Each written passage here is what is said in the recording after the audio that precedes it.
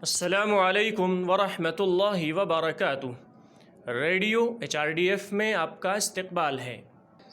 زندگی کے سفر میں طرح طرح کی خامیاں، غلطیاں اور ناکامیوں سے گزرنا انسانی فطرت ہے۔ ایسے لوگ ہیں جو اپنی مایوسی پر نوحہ کرتے ہیں اور اپنی غلطیوں کو دہراتے ہیں۔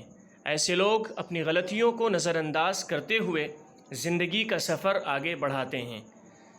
ذہین اور عقل مندوں کے لیے یہ بات زیب نہیں دیتی۔ غلطیوں کو دہرانا ایک ظالمانہ طریقہ ہے۔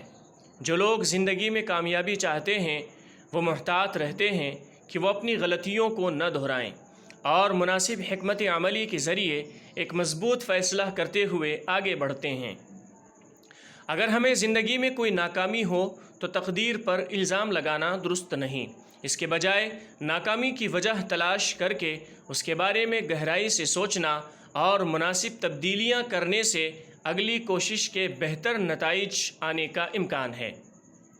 The power of positive thinking کتاب کے مصنف ایک محرک اسپیکر نیپولین ہل نے کہا، ناکام ہونے کی صورت میں آپ کے منصوبوں کو ایک اشارہ سمجھا جانا چاہیے کہ یہ مناسب نہیں ہے۔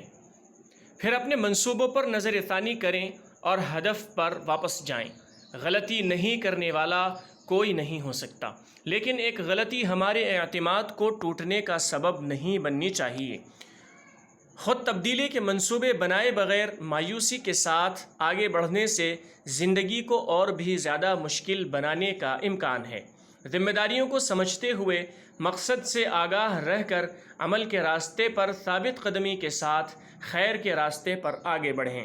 اگر ایسا کریں تو کامیابی ہمارے قدم چومے گی۔